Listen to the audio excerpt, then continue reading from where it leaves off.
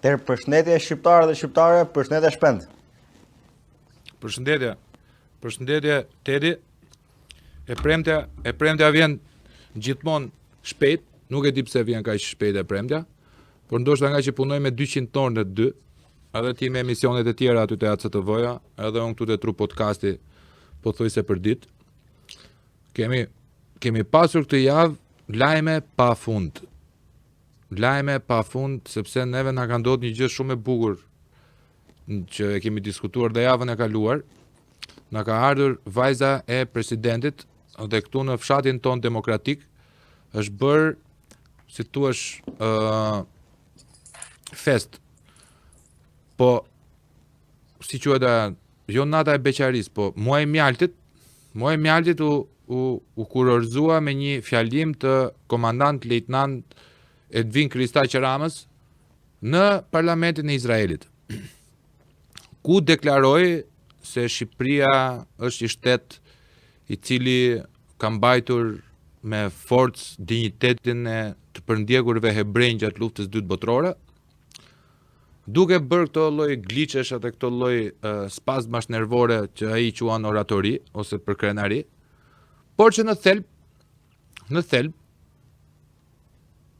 kalimin ose operacionin Patkoi, kalimin e hebrejve nëpërmjet korridorit të Shqipërisë e ka kryer Xhafer Deva, i cili ishte udhëheci i Shqipërisë Quislinge në regjimin e Rajhut të tretë.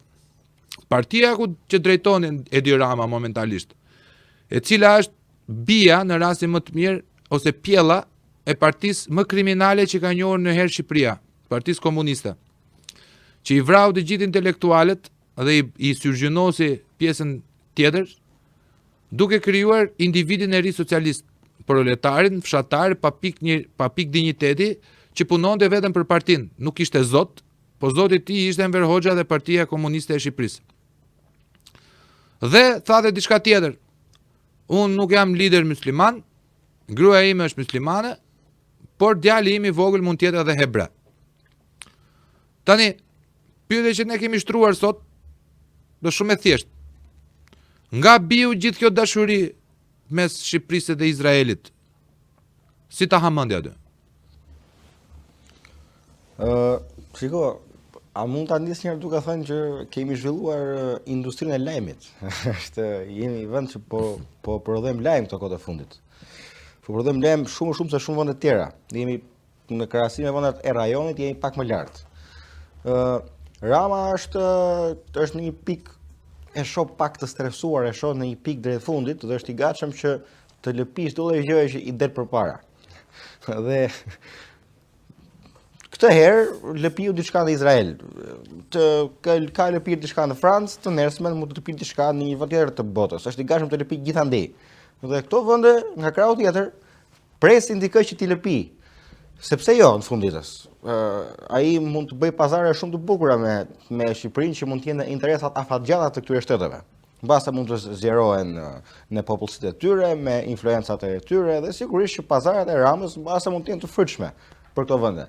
Ajo që mua më shqetëson edhe te ky fjalimi i Ramës, që është i tmerrshëm, domethënë, është tipik ai lideri i cili nuk meriton përkrajen e asnjë individi që beson çdo lloj feje të ndryshme, sepse kjo është i hedh poshtë të gjitha ato, është pa respekt, as për veten, as për fëmijët e vet, as për Shqipërinë, as për tokën, as për moral bazik fare të një njeriu. Është vetëm një pazarxhi i cili është në atë fazën e stresit sepse është drejt fundit.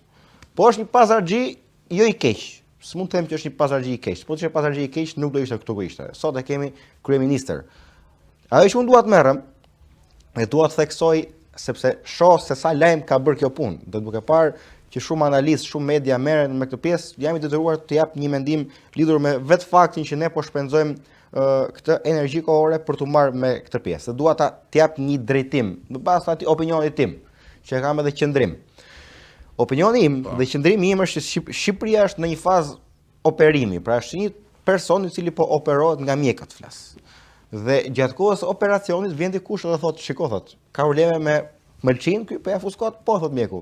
Atëherë hajde bëjmë një hulumtim, thot, dhe për 2 vjet thot ai, unë ju garantoj juve që do ju gjej ilaçin. Ndërkohë mjeku i thotë, o vlla, operimi mbaron për 2 orë, ky mund të vdesi. Pa nuk kemi kohë të gjejmë ilaçin. Është e njëjta gjë dhe truri jon shqiptar, i cili duhet të bllokojë pak ato strategjitë dhe teoritë afatgjate që mund të ndodhin në Shqipëri, sepse çdo lloj teorie, qoftë konspirative apo jo, qoftë e vërtetë apo jo, qoftë e mirë apo e keqe, buron vetëm nga një akses i cili jepet nga një individ. Dhe ky një individ që ja jep aksesin këtyre shteteve të huaja, që të fusin në influencat e tyre në Shqipëri, qoftë mirë, qoftë keq, qoftë pas nesër, qoftë pasi pas nesër, është Edi Rama. Dhe ky individ i quajtur Edi Rama do ta ketë fatin të vulosur këto kohë. Nëse ai nuk rrëzohet në këtë pikë kaq të ulët që është, ai nuk do të rrëzohet më. Dhe më pas ky trupi jon, i cili ka pak shpresë, do ketë vdekur dhe çfarë ndodh nesër për mua ka pak rëndësi. Unë do ta lë pak shpendin të sqaroj sepse e ka sqaruar disa herë, sigurisht do doj ta sqaroj edhe sot. Po. E di si them unë, se ti thua, është shumë e drejtë kjo gjë që thua ti që po nuk ra sot Rama, që është pikën e tij më të ulët politike, nuk do bjeri kurrë dhe është shumë e vërtet. Me gjas. Po ka diçka. Po, me gjas. Kush do ta rrëzojë valla? Vetëm një alternativë. Se neve nuk po mundemi dot. A nuk ka alternativë tjetër? Nëse nuk e rrëzojmë. Neve nuk po mundemi dot. Neve nuk po mundemi dot. Pse nuk po mundemi dot ne? Ne nuk po mundemi dot vlla, sepse jemi të përçar. Ne nuk po mundemi dot sepse shumica prej nesh e kanë mbytur frika. Ne nuk po mundemi dot sepse një pjesë e mirë e jona është oportuniste.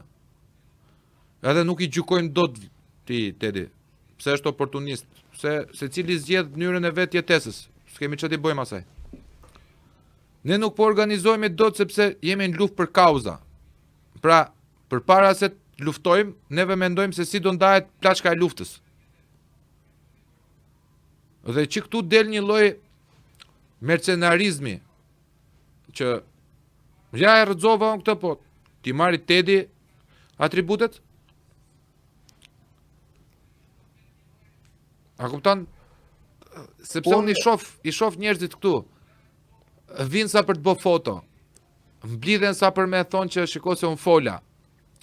Po në thelb, nuk është se po bëhet asnjë lloj gjoje për ta ngritur frymën në elektorat. Nga ana tjetër, pse nuk rrëzohet dot Rama?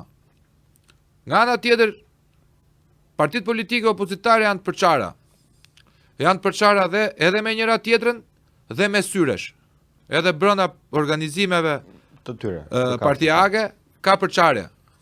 Ka në mos përçarje që nuk është evidente, sepse përçarjet i dim neve që i njohim situatën nga afër, se nga jashtë ata duken, po si mund të jetë i përçarë një person i cili rri në komision të ligjeve me një person tjetër, edhe pse këta shahen me njëri tjetrën nëpër tavolina.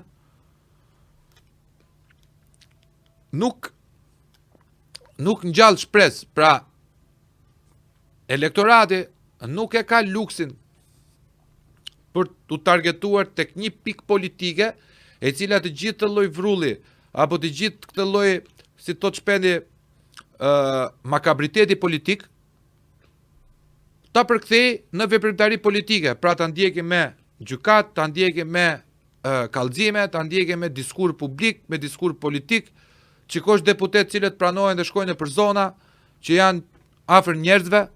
Pra, elektorati njerën 4 vjet voton me tifozlik. Ca votojnë kundër Ramës, ca votojnë kundër Berishës. Më kupton, shpendin, këtu votojnë të gjithë kundër dikujt. Po. Nuk ka se ti voton sepse ti voton sepse shpendi të bindë vlla. E kuptoj. Që mund të bëj diçka, kupton? Dhe për aq kohë sa është situata kështu, ku nuk ka fare pikë përqendrimi për elektoratin se ku të varet, do vazhdojmë me pjesën unë do të jap Berishës se nuk e duroj dot Ramën, unë kam për të dhënë Ramës se nuk e duroj dot Berishën, dhe në fund ditës jeta politike dhe veprimtaria politike e gjithë shqiptarëve kudo që janë nëpër botë, sepse gjithë mërgjimtarët varen edhe nga shteti mëm, do ngelen të përçart, pa përfaqësuar. Dhe këta do bëjnë pazaret e veta politike. Siç ka vazhduar të bëhet, a kupton? Në 35 vjet çka kemi kuptuar neve? Neve kemi kuptuar një gjë, nuk e vërtetojmë dot Katovicën me fakte. Më thonjë za. Po që Katovica është e vërtet sepse rrjedha logjike duke nisur analizën nga kohët e tashme deri në 91-shin tregon që është zbatuar me përpikmëri. Janë disa parti të cilat kanë dalë nga partia MM, të cilat luftojnë me njëra tjetrën dhe ruajnë statusin e tyre politik. Vetëm Shqipëri kanë parë politikanë që votojnë për 3-4 mandate dhe nuk i njeh njeri. Se në Amerikë me të vërtet mund të thuash për Bidenin, senatorin Biden, jo, po ky ka qenë 62-shin në kohën e Kennedyt dhe Lyndon Johnsonit që ka qenë me veprimtari politike, u bë senatore gjitha me radhë. Po Bidenin e njifte gjitha Amerika, vlla. Mbante veprimtari politike, pra e ka paguar qëndrimin e vet në kohën politike amerikane. E ka paguar me veprimtari, e ka paguar me lobime, e ka paguar me javë larg shtëpisë, larg qetësisë tënde, pra politika të bën ty që ti të mos kesh një jetë tënde personale, je gjithmonë publik. Për aq kohë sa merresh me politikë, ti je publik. Edhe sikur të duash ta pish tek e raki, nuk e pi dot sepse do të shikoj një fëmijë aty dhe e shikon televizor, jep shembull të keq. Pra ky duhet të jetë vizioni më banal i të konceptuarit një politikane. Pra një njeri që është influencer në masë. Kjo nuk ndodh. Sepse në çdo vendi të botës që të kishte vetëm disa parametra të vegjël të demokracisë, kjo lloj qeverie nuk do ishte ekzistente. A kupton? Absolutisht. Është një, shiko, un edhe me këto lëvizjet që duam bëjmë ne këtej, në këtë komunitet, të cilat do i kej përket kohës për t'i parë sa suksesshme do jenë, është gjithmonë ai ndryshimi i perceptimit, pra gjithmonë unë u them njerëzve që hajde ta trajtojmë në rregull. Keni mendimet tuaja, mund të jenë mendime që përbëjnë një nivel mbase deri diku të lartë ignorancën në shpesh raste, po mund të qëndroni ignorant, nuk ka problem. A mundet të paktën të shpëtojmë vendin tonë që mos na zhduket, domethënë vetëm diçka kombëtare të tillë. Mundet të kërkoj vetëm kaq, domethënë mundet quhet e tepërt kjo kërkesë të paktën mos zhdukemi. Kjo është kërkesa ime. Mund të mos zhdukemi njerëz, kaq. Le të vidhet. Mund të mos zhdukemi njerëz, të zgjidhim mirë këtë. Pastaj dalim te gjërat më të vockla. Është një kauzë kombëtare, është gjithmonë edhe pazari që ai bën është pazar kombëtar, jo pazar i Shqipërisë, është një pazar kombëtar. Tani jo, më s'është kombëtare, nuk është pazar kombëtar, është pazar personal që përdoret kombi. Po, domethënë një pazar që përfshin kombin e kanë fjalën, nuk përfshin vetëm Shqipërinë, përfshin krejt kombin tonë si shqiptar, krejt rastën shqiptare. Në ato pazare që ai bën. Për këtë e kam. Dhe për të përputhur edhe temës edhe titullit, që kishim edhe këto marrëdhënie me Amerikën, ne e kemi thënë dhe te emisionin i kaluar, që ky njeri është duke bërë një aktivitet anti-amerikan. Dhe unë dhe vazhdo ta them që ky shpopullim që po bëhet është shpopullim një populli anti-amerikan. Këtë kam thënë me qindra herë. Do vazhdoj ta them edhe në fund ditës edhe kur ne të bëjmë ato lëvizjet këtu, ky do jetë edhe preteksti sepse po i bëjmë këto lëvizje në Shtetet e Bashkuara të Amerikës, sepse duke bërë një nisëm në SBA duhet të kesh edhe një farë përputhshmërie me interesat e Shteteve të Bashkuara të Amerikës. Dhe ai njeri është në një pikë ku është një pazarxhi i stresuar dhe një pazarxhi i stresuar nuk i bën mirë asnjë partneri. Sepse është në fund ditës është një pazarxhi në stres dhe është i gatshëm ti hapi derën çdo gjëje të cilën atë e shpëton në një afat të shkurtër. Dhe ne këtu duhet ta përdorim këtë kohë për të çuar dhe për ta goditur. Sikur të kishin dalë, sikur të donin vërtet të gjitha partitë opozitare të Shqipërisë ta rrezonin Ramën, do ta kishin rrezuar. Faktikisht jo çdo individ që është pjesë e këtyre partive, se nuk mund ta përfshi partinë komplet. Partia ka njerëz, çdo parti ka dhe njerëz edhe të ndershëm dhe njerëz të pandershëm. Po sigur vërtet normale. Po. Janë gjithë lloj. Por sigur vërtet këta individ të donin në një majorancë tepër të lartë që ta rrezonin Edi Ramën sot nuk do ishte më kryeminist. Unë kaq mund të them. Mbase unë kam mbajtur atë qendrimin, ti shpend e di, e ka kundërshtuar, e kemi debatuar, unë kam mbajtur atë qendrimin në përkrahje të partive të reja si alternativa më e mirë ekzistuese, po sot çfarë mendimi ke ti sot? Qa mendimi ke ti sot për partitë e reja? Se mendimi politik ndryshon vlla nga veprimtaria politike e një subjekti. Unë sot A ishe në pritshmëritë tua? Po flet para dhe pas zgjedhjeve? Po, para dhe pas zgjedhjeve. Jo, Ose pas zgjedhjeve, para dhe pas këtij mendimi aktual. se pas zgjedhjeve kam vazhduar për krajen, po sot jam totalisht i bindur tek ajo ideja që ne nuk kemi luksin për të luftuar as në afat gjatë, as në afat mesëm. Ne kemi luksin vetëm për të luftuar në afat shkurtër. Sot ka shumë persona që unë i kam kritikuar publikisht, edhe nga partitë të ndryshme opozitare, individ, deputet, njerëz ndryshëm, sot jam në pikën ku vlla hajde ju lutem të rrezojmë Edi Ramën. Dua pak të bëj një paralizë me checks and balances që ka Amerika, sepse shoh këtë idenë që do rrezohet Rama, po kush do na vine, pa shoh pak një farstepje. Në sistemin që ka ndërtuar Amerika, me këtë i flas edhe komunitetit të këtushëm, edhe shqiptarëve të cilët e respektojnë këtë sistem nga çdo vend i botës, pa diskutim. Në sistemin që ka ndërtuar Amerika, ky sistem nuk pyet, ore, ka alternativë të mirë apo s'ka? Jo, nuk e bën ky sistem këtë pyetje. Ky sistem rotacioni në Amerikë nuk të pyet, ore, ka alternativë tjetër të mirë? Nuk e bën këtë pyetje. Ky sistem po vlla, sa mandate neti? 2 mandate. Mbarove. Jo, po se nuk ka, unë jam më i miri. Hap krahun thot, vit tjetri. Është keq ai, po, 2 dorë dhe ai. Mos keni merak. Dhe ne duhet të fiksohemi ose një, patjetër. Pra, fiksohuni njerëz. Nuk unë nuk di ndonjë mbase të ma thot Shpendi që është më i informuar nga historia që të ketë zbritur Zoti e thot ja ku erdha unë. Mos e zgjidhni më Ramën. Nuk di të ketë ndodhur ky rast. Të ketë zbritur një krijesë perfekte dhe nuk ka për ndodhur kurrë. As ka për ndodhur ndonjëherë. Dhe nuk ka për ndodhur kurrë. Sot për sot, me që më pyetë për vendimin e partive të reja, unë nëse do t'i merrim tek e tek, unë garantoj që do t'i kritikoja të gjitha pa përjashtim. Por do dëshiroja sikur të gjitha partitë sot të vepronin siç po vepron Shqipëria bëhet. Sikur deputetët e PD-s të dilnin, mos rrinin nëpër kafe, të dilnin aty dhe të rrinin aty 24/7.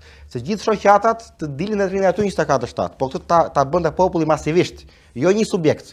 Një subjekt nuk bën asgjë, siç nuk po bën gjë. Unë e them këtë gjë. Se nuk kam apo bën gjë ajo protesti sa ka shtat, jo njerëz, nuk po bën. Kjo është e vërteta.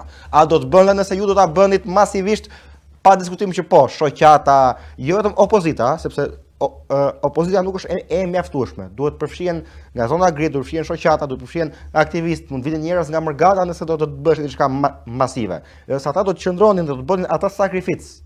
Aq të madhe, saç po e bëjnë pak persona, që po rrin larg familjes sa kam, nuk po hyn në çështje politike.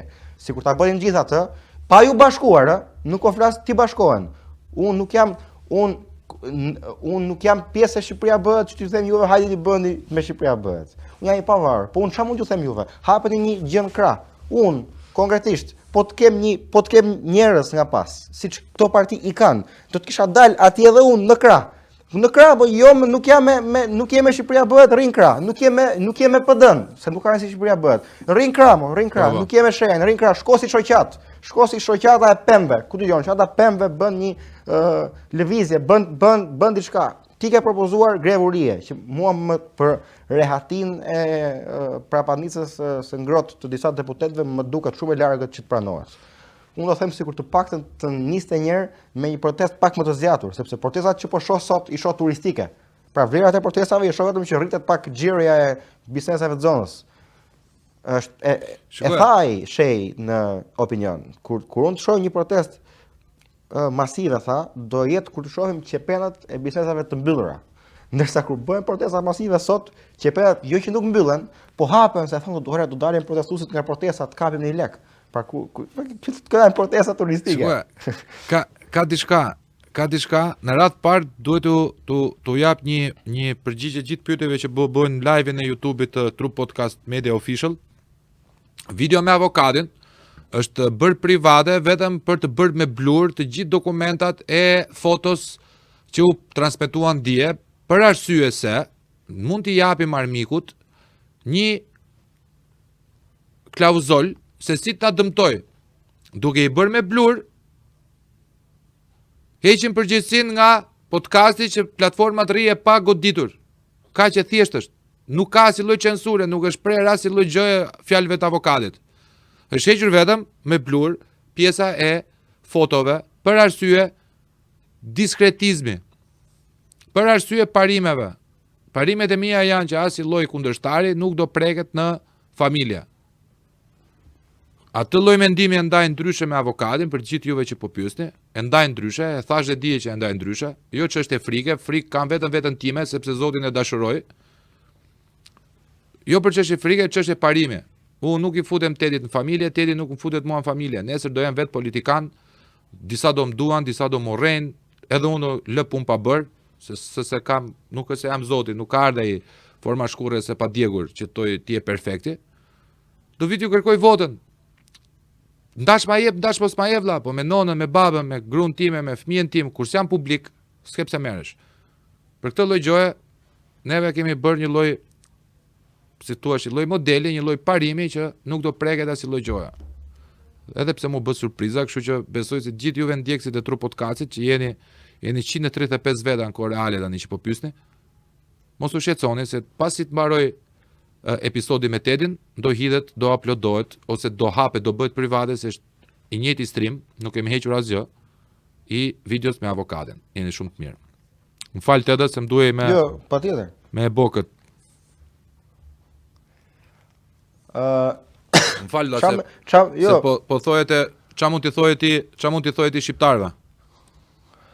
Unë po flisja për këtë të dalurën për të protestuar, pra nuk më pëlqen shumë se shoh një përdorim të pisët, të propagandës që pra kur bëhet pyetja pse nuk dini të protestoni edhe ju aty te sheshi ose pse nuk bëni këto grevat ose pse nuk bëni këto, i jepet përgjigjja po ne nuk kemi me ata.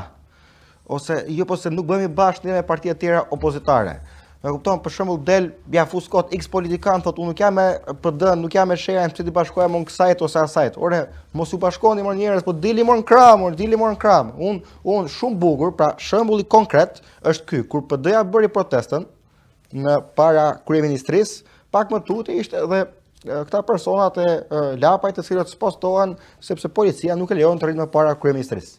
Tani, a ka mundësi që kjo bashk ekzistencë në shesh, pavarësisht sa janë numrat, gjithë secili ka numrat që ka, nuk të gjithë do donin të sillnin 1 milion veta. Sikur kjo bashk ekzistencë të funksiononte me çdo parti, siç rrinte PD-ja në krah ose lapaj në krah, konsideroni këtë doni në krah, siç i keni binjet tuaja, nuk më intereson fare, të rinë edhe SHEA në krah.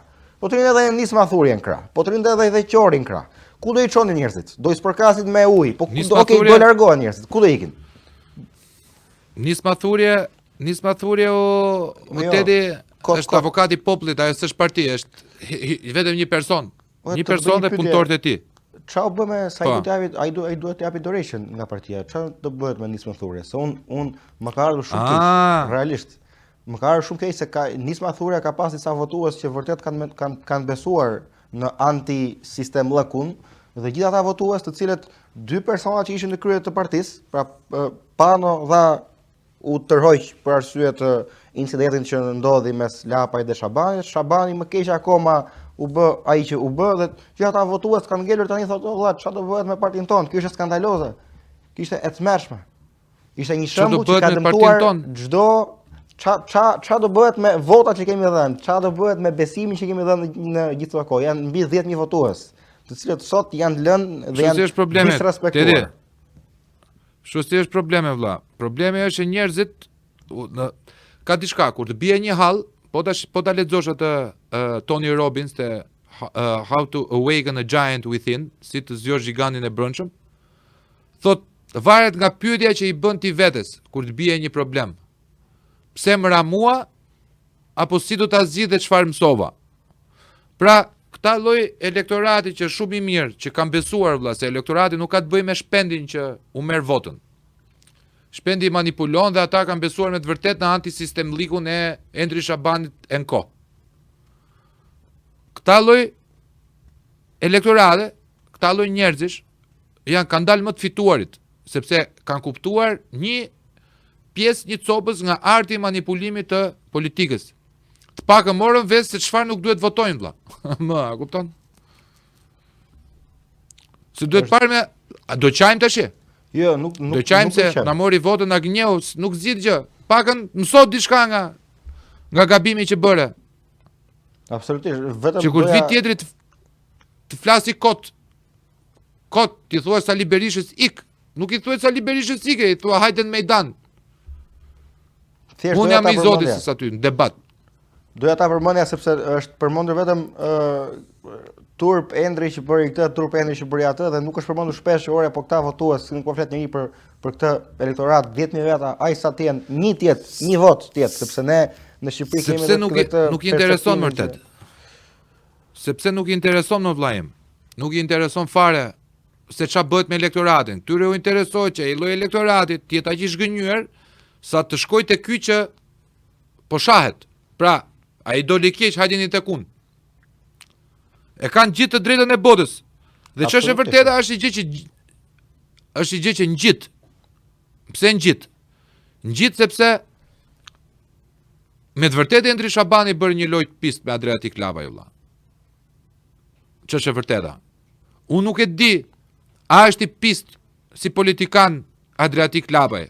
Unë nuk e di se ç'a do bënte Adriatik Lava po të kishte marrë deputetin ose pushtetin. Nuk e di se si do ishte Adriatik Lava ose sjellja e Adriatik Lava po të ishte në tavolinën e madhe të politikës, 1 nga 140 veta. Dhe nuk është ka ata lloj politikan që hyn në shihet e mia politike. Ç'është e vërteta, Adriatiku e di kët, edhe e respekton, se kjo është më e bukur.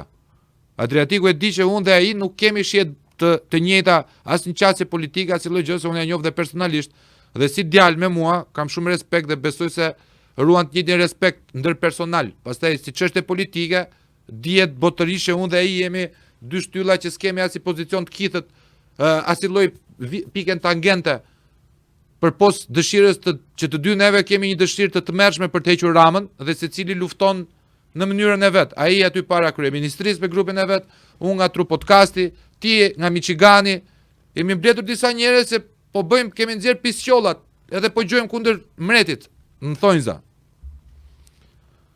Por që Adriatik Lava pranoi me naivitet politik një skem e cila rezultoi se ishte e mirë menduar nga Endri Shabani, duhet të kesh nuhatje vlla. Absolutisht. Duhet të kesh nuhatje sepse ajo të goditi karrierën. Domethënë ai pa dashje vlla i ka bën një goditje karrierës vet politike që siç po e shef, nuk është se po i mblidhen shumë veta, siç po i shef po i firojnë njerëzit. Edhe ai gjithë fuqinë e ka pasë diaspora. Pra, në qoftë se ti vlla do të bësh po ti isha unë vend të Adriatik Lava e çka këshille do t'i jepja unë vetes. Ku e ke? E ke në Amerikë, e ke në Angli, e ke në Francë, e ke në Gjermani. Çuna dhe goca, burra dhe gra, të rinj dhe të vjetër, që të shohin shpresë të ty. Pak rëndësi ka je ti me shpresë apo si je ti pa shpresë, kupton, nuk më intereson fare mua, kupton? Se s'du me i bë paragjykim ose të vendos gjykimin që kam unë për Adriatikun t'ja u servir tjerëve se nuk është e drejtë, është gjynof. Ta bësh, se nuk kam luftë politike për momentin me të, kupton? Po është një pikë që gjëra ti s'duhet të rije para. Po, të kuptoj. Bravo, domethënë më shumë gjëra na bashkojnë tani se sa na ndajnë, në thelb, sepse është Rama akoma në pushtet. Dhe s'kam se ti bie Adriatikut që është i dobët si puna ime. Se ç'a do me tregu pastaj. Ja, e munde publikisht Adriatikun, janë nxive jetën në Adriatikut, fitove gjë vlla, Rama dhe Berisha janë prapë pushtet. Unë jam idiot vlla. Ç'a duhet bënte Adriatiku? Ose ç'a do bënte Shpendi po tisha unë në vend të Adriatikut? Do vija në Michigan vlla. Do vija në New York. Do ju flisja edhe do ju bëja që unë jam këtu, po bëhet kjo, po bëhet ajo. Do kisha mbajt kontakte me juve. Është e drejta ti të mendoj që do t'i vej nëpërmjet kutisë së zezë. Po s'po vete dot vlla. Sepse njerëzit janë lodhur. Në momentin që Endri Shabani ishte i keq apo ishte i mirë, dhe ti ishe i mirë dhe ai i keq, në fund të ditës 70% apo 80% e votuesve tuaj mendon vetëm kaq. Kanë krijuar një bindje ose një lloj perceptimi publik që dhe këta të rinj nuk janë ndryshe nga të vjetrit të burr. Dhe kjo i masakroi këta. I masakroi dhe shumë të rinj të tjerë që kanë ardhur politikanë të rinj që si to Shpendi ty ndjen të indignuar tani më thonë mua o gash. po këta na vran kartën e rinis. A kupton si hapet pastaj legjenda urbane? Disa thotë është Paterica e Ramës, disa thotë ky është një lloj si Rama dhe Berisha se këta u zun për një vend. Një tjetër thotë po ky po bën lojë tash e vlla, se ka ndar lekët bashk. Një tjetër thotë po kaq budalla çeka ky sa me ta fut Shabani. Një tjetër thotë më vrave kartën e rinis. Pra s'ka paguar Rama aty që ti të vrasësh kartën e rinis. Dhe lindin gjithë ato dyshime të arsyeshme, por që janë të shumta vlla, bëhen shumë ngarkesë për mua dhe për Adriatikun që jemi figura të reja në politik. Nuk kemi instanjacionin e Berishës e Ramës si përballojnë skandale. Rama po përballon skandale botrore abur. Neve aq një gjë, një lajm, një gjë na prish fare, na dje komplet figurën, sepse jemi të brisht. Kjo ka qenë një analizë, më kujtohet, më duket ka qenë Sheaj. Ka qenë një nga dy partitë, ose Sheaj ose Qori ka qenë. Nuk ka rëndësi, ka qenë një nga partitë e tjera të reja. Kjo ka rëndësi. Dhe më kujtohet gazetari që e ka pyetur mbas këtij incidentit që ndodhi me Endri Shabanin, pra mes Nismës Surje dhe Shqipëria B, ai tha që ky është një incident i cili pra pak a shumë të që the ti, është një incident i cili ka dëmtuar krejt partitë e reja. Sepse ai word of mouth që përhapet të rinjt, dhe kur përhapet tek të rinjt, përhapet kushdo që është i ri. Pra sot edhe unë, po të futem si Tedi në politik, jam pjesë të rinjt, jam këta të rinjt që vinë edhe është bërë, dhe ai tha që Endri Shabani me atë lojë që bëri, duhet të paktën të kishte pak më morale dhe vepronte në mënyrë më të ndërgjegjshme që nuk po dëmtonte vetëm Adriatikun, po dëmtonte krejt perceptimin e të res. Dhe në radhë parë votuesit e Nismës Surje, që mua prap shpreh që vjen gjuna. Unë s'kam votuar një herë për Nismën Surje, po Tedi ta kuptoj shumë mirë, se po flet në parim, po ai ka qenë në roli i tij vlla. Ore politika nuk ka moral. Në thelb. Pra moralin politik është ekuivalenti diçka e tjetër nga morali biblik apo kuranor apo shoqëror që jemi mësuar neve. Politika është e rëndë vlla. Është sport shumë i rëndë. Të vjen nga të gjitha anët sulmet, nuk është se të vjen vetëm nga një anë. Dhe ka role, ndaj role në politik. Dhe për aq kohë sa ka role në politik, ka disa role të vetë krijuara që janë çuna dhe goca me një identitet edhe me një vetnjohje, se s'du me bë këto idealiste e patriotet gjitha, se i ofendon patriotët, po e përdore këtë patriotizmin kështu kot si najer. Ofendon atë që kanë përdorur këtë muskulin këtu kundër armikut për të na shpëtuar neve, që neve të flasim lirshëm e të vishemi si duam. A kupton? S'mund të bëjmë patriot çdo lloj njeriu të mundshëm. Por që ka një lloj sensi vetnjohje. Siç e kam unë vëlla, unë e njoh se kush jam, e di se çka kërkoj, e arri se arri është çështje zoti, fati, pune ime, të gjitha me radhë, po unë e di vëlla se çka kërkoj. Edhe Adriatiku e di se çka kërkon, a kupton? Edhe XY e din se çka kërkojnë. Ka dhe tjerë vëlla që janë leva. Edhe neve që dim se çka kërkojmë, mund të bëhemi leva të dikujt. Tani me qenë të pastër para publikut edhe para Zotit, mos dalin neve si Krishti, kur si jemi. Varet se çfarë dinjiteti dhe çfarë personaliteti ke ti vëlla. Zgjedh midis një ditë i lirë më mirë se sa 1000 vjet sklav. Unë zgjedh parën. Më mirë një ditë në shkruaj që tani një ditë jemi lirë të vdes nesër, se sa të jep 1000 vjet në përjetësi sklav. Ka tjerë që e shesin shpirtin e tyre vëlla. Ka tjerë që rezistojnë. Po ka disa tjerë që janë krijuar vetëm si mjete. Ma kupton logjikën? Po. Adriatiku i mirë apo i keq, i zgjuar apo jo, naiv apo jo, Adriatiku ka një lloj brumit veten, dihet se kush është Adriatiku. Dihet se si flet Adriatiku, çka kërkon Adriatiku. Edhe po bën luftë, mirë apo keq, punë vet vëlla. I dal për hajër. Po është aty, duke kërkuar për diçka. Endri Shabani është i krijuar, është mjet për të mbajtur status quo politike që është tani. Edhe vet Bibla thot, kur të vijë Antikrishti do flasi si Krishti. Të njëjtën që ka bëu ky mjeti, duke folur për krizën sistemore, për check and balance, për të vjetrën, se duhet vije reja, Oxfordi, X, Y. Janë karta djegura vëlla këta. Publike, por tani ka një mandat 5 vjeçar të avokatit popullit, ka lek tashi, i ka të gjitha njohet, edhe është brenda pazarit. Ka dhe pushtetin, kaq. Kaq ishte karriera e Endri Shabanit vëlla. Ta arrinte avokatin e popullit, krijonte pensionet, bënte 5 lek, ec.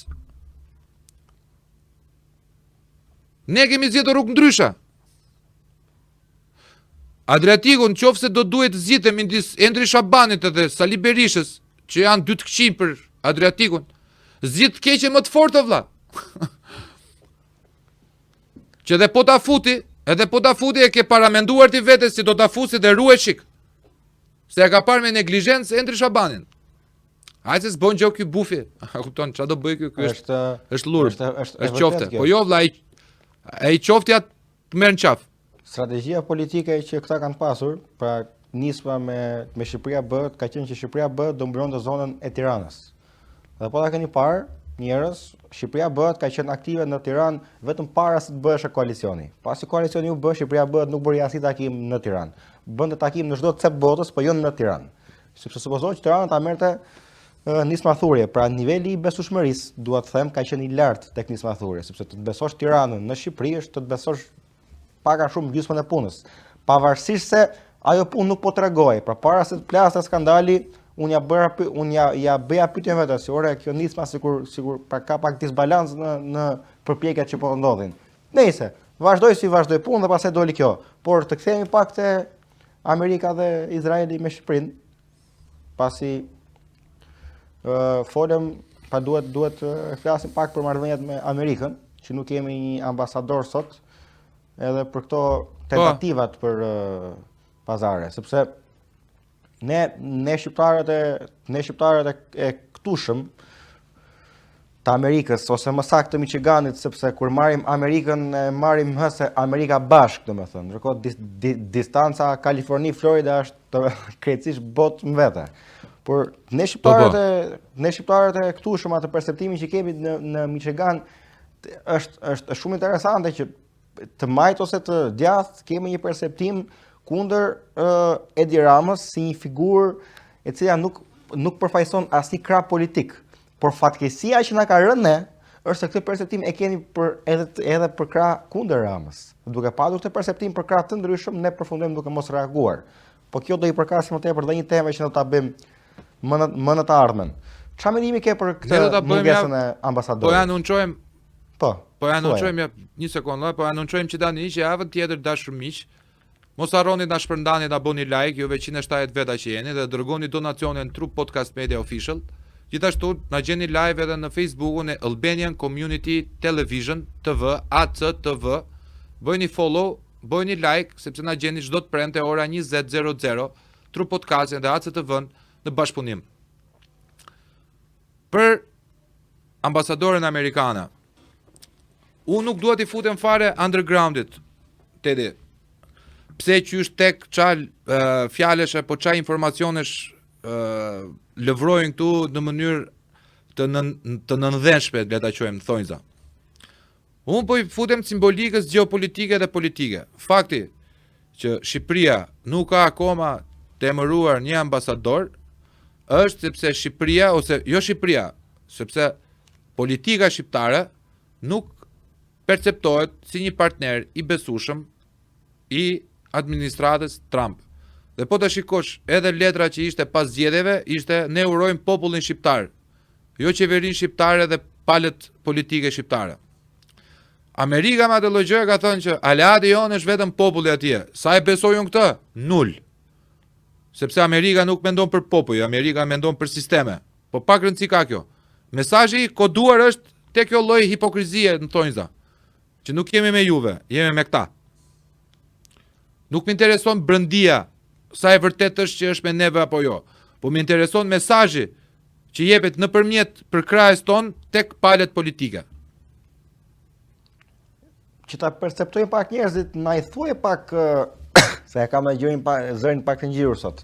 na i thuaj pak Shkuara. vendet e tjera të cilat nuk kanë ambasador, që ta shohim pak se ku e kemi pozicionuar Shqipërinë me Edi Ramën, në krahët e kujt. Po vendet që s'kan ambasadë amerikane është Irani, që ka ikur ambasada amerikane, ka qenë deri dikur Siria, mund të jetë në i Butan, Djibouti, po jo, Djibouti është koloni penale e Amerikës, kështu që s'ka nevojë për ambasadë, sepse është vetë Amerika aty, në gjirin persik. Do të thënë vendet të botës katërt, as tretës, që janë janë luftra civile.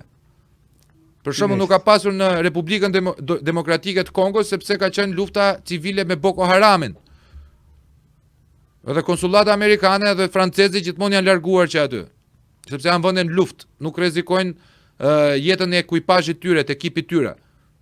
Po Shqipëria që s'ka as luftë civile as lloj, pra ka Malizi, ka Kosova, ka Maqedonia, ka Serbia dhe nuk pas kemi ne.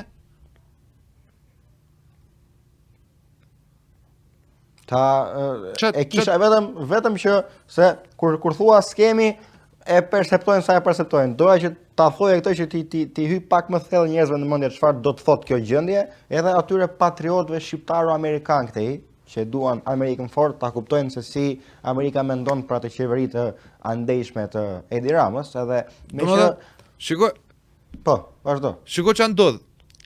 AIPAC-u kishim dëgjuar neve në herë për AIPAC-un para Trumpit. Po s'kishim dëgjuar vëlla për AIPAC-un, ne nuk e dinim fare, dinim si legjend, edhe biles të flisje për hebrejt.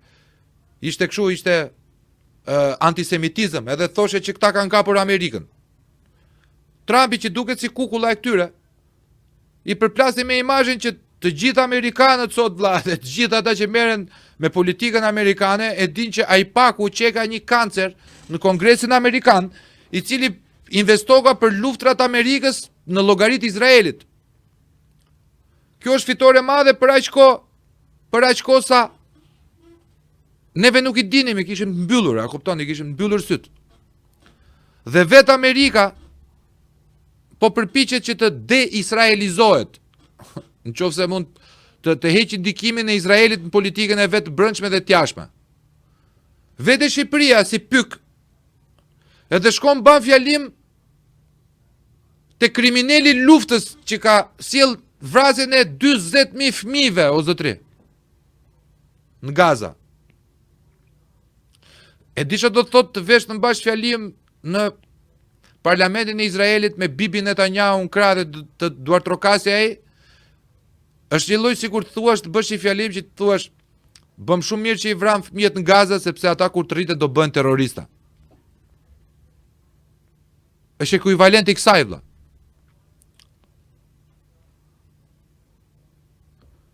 Qa interesi ka vëlla? Ku biu kjo dashuri? Nga na doli kjo dashuria e madhe Shqipëri-Izrael? Nga na doli? Unë e shoh vetëm si Rama në hall dhe ka trokitur. Ata i kanë thënë, po mër, je në hall ti, po kush pal është në hall, nuk kryen negociata të balancuara. Apo jo? Shikoj, ka diçka. Unë mendoj se ka diçka më shumë, ky tani po e përdor kartën e hallit, sepse unë jam i bindur që e gjithë kjo valë shpopullimi ka të bëjë me kolonizimin nga kolonët hebret Shqipërisë. Jam i bindur vëlla për këtë. Fshatrat tonë janë të braktisur, kur të vish në Shqipëri, që të vish takosh njerëzit e tu ku i ke, ku si ke për të parë në përfshatra që po gjetem shumë se sa 20 veta në përfshatra. Vajde, unë jam djali më i keq. Jo, e di dhe kam qenë verën e kaluar në disa fshatra të cilët kanë pasur vërtet numra pa jo bie llafi 20, po vërtet 20 banor fshati, 10 banor fshati, 2 familje. Çfarë ndodh tash? Do ndodhi diçka tjetër vëlla. Duke u bazuar historisë, se historia ka një fatalitet shumë të keq që përsëritet. Në forma të ndryshme, po është ciklike, të vjen prap. Qa ka ndodhë shekullin e 18, ka ndodhë 19 me aktorë të ndryshëm, 20-in, 21-in që po ndodhë tash, po do ndodhi me AI, nuk ndodhë më me bomba, ndodhë me teknologji. Janë rritur çmimet këtu, okazion 1+1, gjojë se më doli që parë, okazion 1+1, në Tiranë, 57 metra katror, 155.000 euro. 55 metra katror 155.000 euro, zotri. Në Tiranë. Në Tiranë që të vinë fekalet në kat 7, se nuk pastrohen ujrat e kullimit. Një shit bjeri duhet gondola. 155.000 euro si kur jenë në Hong Kong. Blen 300.000 euro 12 metra katror studio. Blet toka me $1 paketa maleve. Vinë kolonët vlezrit tanë hebrejnë e blejnë. Po në momentin që të vinë ata me kolonizime, goditet edhe tregu i pronave. Po. Dhe ti ke marrë një kredi për 55 metra katror, ti ke marrë një kredi 70%, pra e ke çuar bankës $30.000 dhe 70% që tjetër ti e ke marrë 155-ën e ke plotësuar për 30 vjet, për 40 vjet. Ndodh një flusk sapuni, çahet fluska. Vetë çmimi i referencës për tokë. Ty banka të thotë ti do paguash me këto interesa, se kur e ke bler ti pronën, ke qenë 155.000 euro, që po më duhet mua që çmimi i referencës tani ka vajtur 60.000 euro apo 40.000 euro.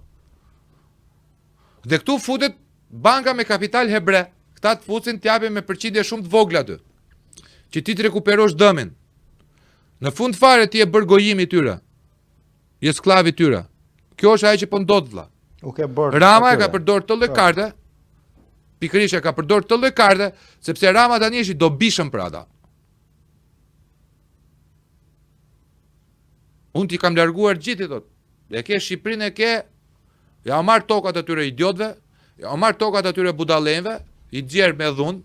Hajde se këta asnjë lloj gjoje nuk bëjnë, bëjnë gam kot, 3 ditë harrohet. I keni tokat atyve, mos keni merak. Dhe del pastaj me pafytyrësi më të madhe thot, pas Trumpit vetëm unë kam folur. Në parlamentin e Izraelit. Ky i afrohet Trumpi nga shumë mënyra, me vajzën, me muhabetet, ky ma la mua të takuja vajzën, mos shkoja te mbledhja, tani këtu shkojnë mbas Trumpit. Ndese se ajo e di se është probleme. Ai flet folk politikës. A mund ta quajmë siç ka qenë kjo muzika turbo folk? Ajo gjë e shëmtuar që gjys bullgare, gjys tallava, ça bëj kështu pisliku që dalin në për këto kabaret. Po mund Kjo ta është quajmë. Kjo është turbo folk politik vlla. Thua ti se Trumpi është nga guzbabaja e Vlorës, a nga kuçi i Vlorës me kanunin e labëris, që i ka lënë vajzën këtij të gjatit palloshit ton, sepse burri i saj pas kërkish qenë në Davos. A kupton të fyen inteligjencën, po i flet elektoratit vetë sepse ai është përgjegjësi kryesor vlla. Ai, në qoftë se ka një gjë që di më mirë është si është gjënia e arsimit shqiptar dhe e mentalitetit apo mendimit shqiptar. Ai e di vlla sepse është krye inxhinieri i kësaj inxhinierie sociale, se si të krijosh idiot dobishëm dhe të friksuar. Dhe ai flet këtyre, i flet 90%, nuk flet mua dhe ty vlla që jemi te 10%, që e kuptojmë. Neve që e kuptojmë na ka lënë pa fuqishëm për të reaguar. Ç'a do reagosh ti? Ja do bësh, do dzesh, do bësh, do dalësh, do flasësh, ç'a bone? Vrim nuj. Kjo është gjithë qëllimi. Ai i flet këtyre vlla. I flet politikanëve dhe gjithologëve të kafeve shqiptare që janë full. Punë s'ka, lek s'ka, po lokalet janë full. A 5 orë, një kafe, cigare të hapura. I bëjnë foto ushqimit. Është madje se tani te kjo ushqimit më ndrove atë që isha për të thënë, do të them gjë tjetër. Po thoja se e kam shkuar në një postim ka kohë kjo punë, ishte edhe pak më afër zgjedhjeve. Madje mund ta kem shkuar disa herë, po pak rëndësi ka kjo pjesë. Kam shkruar që ore, sigur një ditë këta njerëz që postojnë fotot e ushqimit, këta njerëz që postojnë fotot e ku dëgjon e ekranit të televizorit kur ka bërë gol dikush. Këta njerëz që postojnë fotot e vetes tyre që kanë dalë para një peme në ku dëgjon nga liçeni. Këta njerëz që postojnë makina që nuk i kanë ose varse, ose dhe që mund t'i kenë pak rëndësika. Sikur një ditë, po një herë, një postim t'ia falnin vendit, një postim t'ia falnin vendit, të gjithë bashk duke shprehur pa kënaqësitë që kanë kundër asaj që ndodh në Shqipëri. Sigur një ditë bukur 10 milion shqiptar të bënin 10 milion postime praktikisht që do shkonin 1 miliard shikime ato postime, për mendimin që kanë për qeverinë aktuale. Pavarësisht si e kanë, edhe ata që e pëlqejnë qeverinë, le ta shkruajnë, ne na pëlqen Rama sepse na hedh një cop kock dhe ne duam ta lëpim. Post, s'ka problem. Të vërtetën thuaj, s'ka problem. Sikur të ndodhte vetëm një herë, se mbase vota tek dera shtëpisë ishte shumë e mundimshme se duhet hapte derën ai dhe duhet shkonte të rishte zarfin tek posta, është ftohtë jashtë, është mbase shumë duhet çoshë nga krevati duhet. Të postoni një herë mendimin e tyre. E kemi pushtetin, njerëzit e kanë pushtetin në dorë.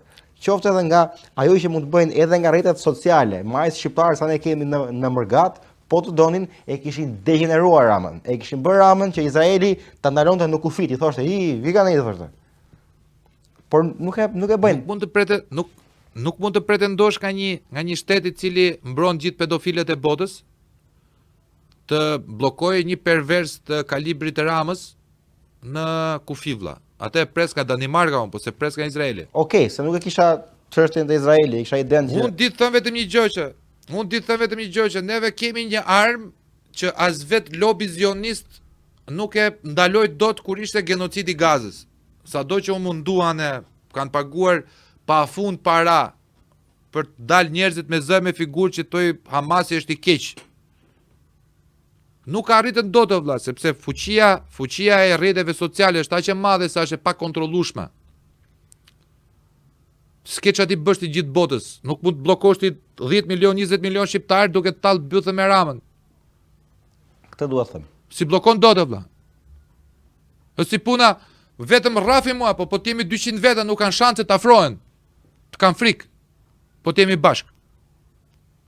Tani neve e duam Skënderbeun vëlla, po as si llogjoj nuk kemi mësuar nga folku Skënderbeut, edhe sikur mos janë të vërteta ato fjalimet që kena mësuar neve në fëmijërinë tonë, na ka dhënë një mesazh vëlla. Tek këto shigjetat thyen, i theuaj dhe në krevatin e vdekjes. Mi sill të gjithë ata, këto s'ka shanse ti thyesh. Bashkohuni bashkë pra. Ne nuk dim bashkohemi, nuk kemi lojtar skuadre, ku dit çat, nuk di se çat them. Nuk kemi lojtar skuadre apo. Sa shqiptar kanë dashur me ardh tu të mërgatës, të vinë këtu dhe të futen me zë me figurë vëlla. Kush po u kërkon lek tyre? Që thua hajde, do me u fut live me neve këtu 5 minuta, 10 minuta, s'po të kërkon njëri lek për dalje televizive. Lekët i pagu kur vjen do ti të marketosh veten. Biznesin tënd edhe të gjitha do t'i paguash vëlla se po pagu marketing. Po për të mendimin tënd 5 minuta? Sa kërkesa ka? S'ka. Po s'ka pra, s'ka se janë vllai, janë tek vrima e Chelsea-t edhe janë duke të para, kupton? Sa bukur flet ky Gashi, ky Tedi, bravo, bravo, bravo. Kur vjen puna për të reaguar, gjithë secili në shtëpinë e vet. Është vërtet, dua ta vazhdoj këtë përpjekjen për të lobuar tek pushteti i rrjeteve sociale dhe që ne si shqiptar mund të kemi dhe mund ta kishim, sidomos edhe pa u bërë zgjedhjet, kundër asaj që po ndodh në Shqipëri. Pra sikur secili tjetër nga një histori do të ishte një lëvizje shumë gjigante, do të ishte bërë lajmi deri në Afrikë, domethënë. Sikur shqiptarët të binen miliona veta, do të shkuar lajmi dhe ai në Afrikë, do e merrte vesh ora Rama Vidka. Domethënë ai afrikani në jug të Afrikës, pak më larg, në Zeland të Re, ku dëgjon. Nëse ne kemi shqiptarë andaj që mund ta çojnë lajmin, nuk ka nevojë as për rrjete, se jemi shpërndarë në çdo vend botës. Tani unë diçka me rëndësi për këtë projektin, pra për këtë agendën e shpopullimit të Shqipërisë, dhe që ti the për Izraelit, e ke thënë për Izraelin e ri, e ke përmendur këtë, e ke përmendur edhe me avokatin. Unë dua vetëm të rështoj diçka, unë nuk dua të them as teoria qëndron, as teoria nuk qëndron. Unë dua të them një gjë pak më në anë të qëndrueshmërisë së teorive. Unë do të them ju njerëz që e dëgjoni këtë, një pjesë e juaj sigurisht bien dakord, një pjesë nuk bien dakord. Kjo është gjë e zakonshme. Por dua të kuptoni një diçka. Vjen apo nuk vjen Izraeli, kjo është pjesë e parashikimit. Ndërsa shpopullimi masiv i Shqipërisë dhe ardhja e një force të huaj është fakt evident. Ore nuk do vi Izraeli, do vi Spanja. Do doni kështu, nuk do hapen bankat spanjolle dhe do I kemi borxh Spanjës. Jeni rahat tani, nuk jeni rahat se po na pushton Spanja. Po çon si ka kush po vjen pra. Atëherë lëreni doni të debatoni gjeopolitikisht agenda, gjëra, të hajtin në emision debatoni, po nuk keni për të ardhur, unë e di, por të paktën reagoni për një fakt evident, që është popullimi. Kjo është gjë që ne bijem dakord, apo jo? Se kjo është gjë që e shohim. Nuk e kanë konceptin vlla, domethënë është si puna na ka lënë me hije ma, kupton? Në Shqipëri ka qenë shpreha edhe muret kanë vesh. I kanë lënë njerëzit me hije vlla. Ti flet për një padrejti thot se kaloi këtu ai. Ta dëgjoj më. Ta dëgjoj ka padrejti o ti zotri. Kush je ti më? Mund t'i kesh miliardat e botës. Who the fuck are you? Kush je ti më vlla? Që shkel këti dignitet. Të kam gjë borgjë. Jo, pra, më keti mu borgjë. Qarkullo. Këtu është se na gjoj, na bëj. Pse vlla, nuk na duhet stan lepujsh ne. Nuk hapet stani me lepuj.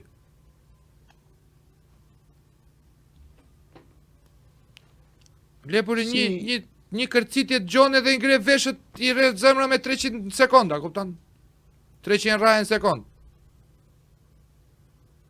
Ja jep tu. Se mos po vjen mentalitet lepuri.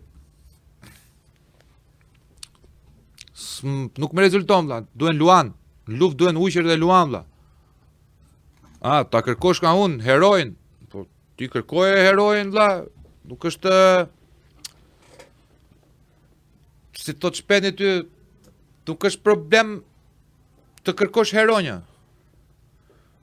Problemi është që ti duhet dish që heroj nuk ekzistojnë. A kupton? S'ka herojnë sot, nuk ka Spidermana, nuk ka Supermana, nuk ka Batmana, po të ekzistonin nuk do ekzistonin dhe Marvel.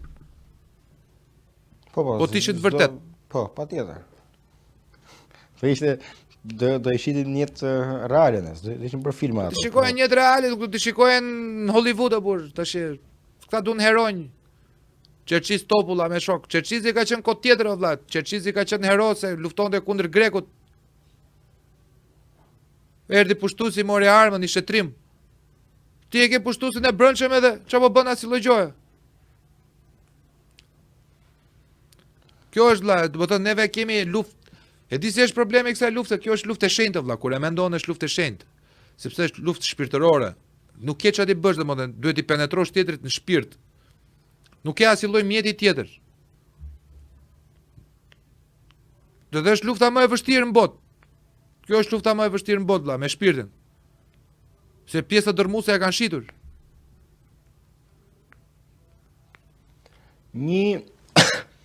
Shiko, një lider në atë pushtetin që arrin, gjykohet nga pushteti që arrin vet dhe nga aftësia për të lënë një trashëgimtar.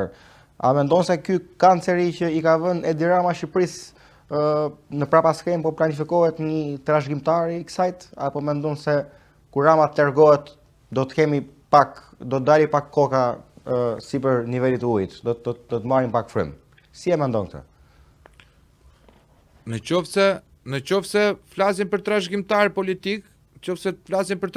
politik, Rama ndjek atë teorinë e Kartagjenës, tokë djegur, tokë kriposur. Nuk lej në botë njeri që ta marri pushtetin nga ai sepse i është dash me luftu shumë për atë pushtetin, që është e vërteta. Në qoftë se Rama është aq inteligjent dhe ka ndjera aromën që do bëhen ndryshime sistemesh, pra do vdesin shtetet kombe dhe do kthehen mbretërit, atëherë është duke punu për djalin e vet vlla. Bravo i qoftë. Ço themon? Se nuk ka një përgjigje të saktë, ka dy anë, po tjetë për këtë lloj sistemi nuk ka shanse vlla. S'ka shanse. Nuk lë dhurata ai vlla, është pervers i niveleve të frikshme, do vuash ti siç kam vuajtur unë. Ta lë të cop vlla, Kartagjen, të kriposur, mos mbi as lloj gjoje atë.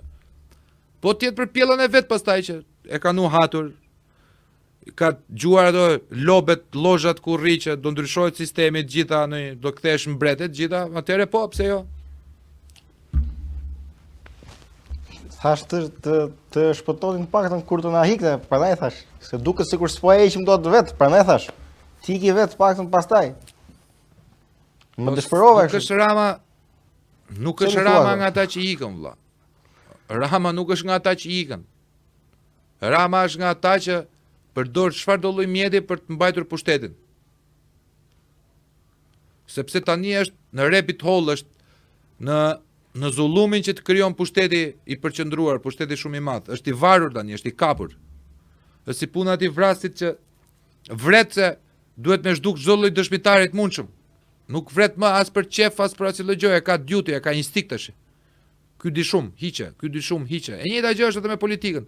Pra, ai di shumë, e ka ndihmuar shumë veta të botës së errët për të ardhur aty ku është.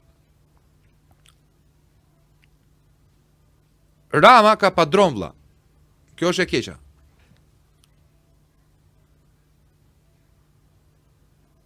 Edhe presidenti i Amerikës ka padron. Se dihet se kush janë padronet e të pakën e gjithëtyre presidentëve që kemi parë deri tash, që nga vrasja e Kennedy-t. Por që e bëjmë pak më të zbutur, a kupton? Kurse ky vlla është qeni atyre, po ta kesh lexuar ti shkëlqimin dhe rënja e shokut Zylo, si sillen njerëzit me atë, sillet ai me tjerët. Si sillet shefi me atë, ai sillet me varësit e vet.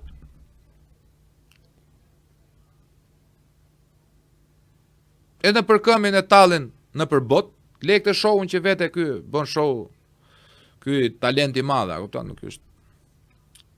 Njerëzit tallen me atë, erdhi klouni.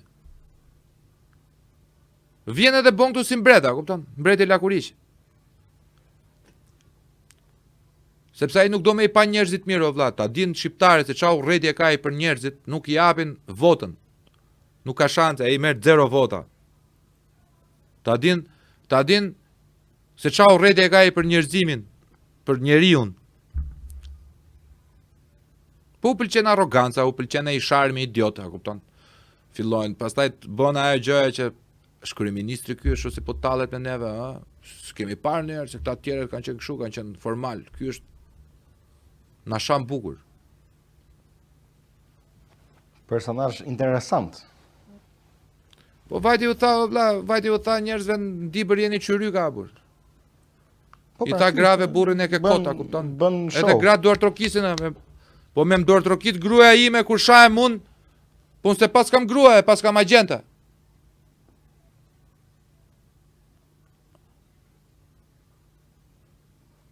Si e ti thon gruas time shpendje qyryk edhe të qeshi?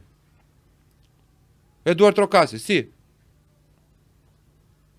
Se kjo është çështje dinjiteti o vlla tani, nuk e di unë, e mendoni do të vete që gruaja jote të shajtë o vlla, të qeshi kur shahesh ti në publik, se ta bëjmë një kështu personale fare tani. E duron dot, e pranon dot vlla? Është e pa logjikshme. Është e pa logjikshme pra. Pra vlla gruaja po ta dredh. Po duar trokiti gruaja jote kur je duke sharti, është duke ta dredhur vlla. S'të do më aty. Të shiti. Qa që ka kjo? Vajti mori 3 mandate në dibër. Vazhdojmë, ecim, për para.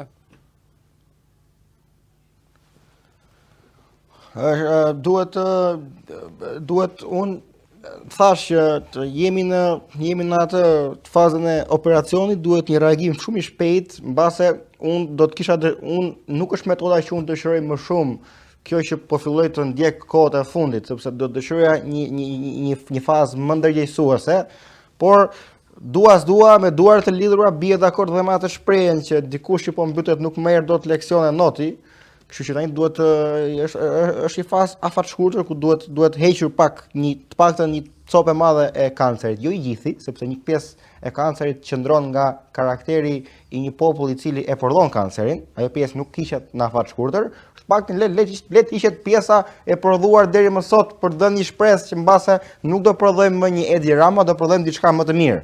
Nuk e di, mbase prodhojmë Ramën prapë, po të paktën tipet një shpresë. Paktën ta nxjerrim atë personin nga uji, po mësoj not mirë, po të mësoj nesër do mbytet prapë. Kjo është faza, nuk kam çfarë të them sepse nuk ka as shumë për të thënë. E ke dëgjuar ndonjëherë A ke dëgjuar në atë shprehjen i mbyturit të mbyt? Po e kam dëgjuar, po tani kështu na ka rënë fati. Po ti do t'i mësosh, ti do të shkosh që ta nxjerrësh atë të shpëtoj jetën dhe pastaj po u fut prapë në det, s'mësoj notin le të vdesi. Po ti harron që rrezikonte veten duke shpëtuar atë. Këta janë të ngjashmit tan. Këta janë Njerëzve kur janë duke u mbytur vlla, i mësohet vetëm diçka. Deti përmban brenda vetes edhe egërsira. Mos bëj shumë fluska, mos të kapi paniku. Kripa të mban lart, nuk zhytesh, vetëm paniku të çon poshtë. Jepi sa më shumë qetësi. Shiko tokën dhe jepi duke notuar si bretkoska toka për drejt tokës. Pa krijuar shumë zhurmë se në habitat huaj që të shpëtosh. Këta janë panikosur vlla, këta i kemi thënë, mos voto Ramën. E di që do të thotë mos voto Ramën, voto këtë duash vetëm Ramën jo. Edhe se kam bërë vlla. Se kam bërë për një vend pune, për diçka, për ypsilon, për urrëtie, për tifozlik, pak rëndësi ka, nuk më intereson. E votuan. Po çfarë do të thotë sot votosh Ramën? Të votosh Ramën sot është të votosh për vrasjen e fëmijëve tu, valla. Vrasjen e të ardhmes së fëmijëve tu. Ti nuk e cilësin kopshte, ti nuk e cilësin çerdhe, ti nuk e cilësi në shkollë fillore, ti nuk e cilësin në shkollë 8 vjeçare, ti nuk e cilësin gjimnaz, ti nuk e cilësin në universitet. Pra, janë 12 edhe 5 i bie 17 vjet pa para shkollori, po të fus që edhe 3 vjet që nga çerdhe janë kopsht deri në fund të universitetit, i bie 12 edhe 5 17, edhe 3 20 vite, fëmia jo duhet kaloj brenda një filtri që është sistemi arsimor. Ti e ke të dërmuar. Praktikisht ti do të prodhosh idiot vlla. Kjo është votosh Ramën dhe këtë klasë politike. Sepse po ti votosh këta tregon në mënyrë direkte dhe indirekte që ti nuk e do të ardhmen e fëmijëve tu. Ose të fëmijëve të Shqipërisë, për ata që votuan nga jashtë. Ore të fëmijëve të tua vlla. Po janë fëmijët e tu, gjithë fëmijët e Shqipërisë janë fëmijët tanë vlla.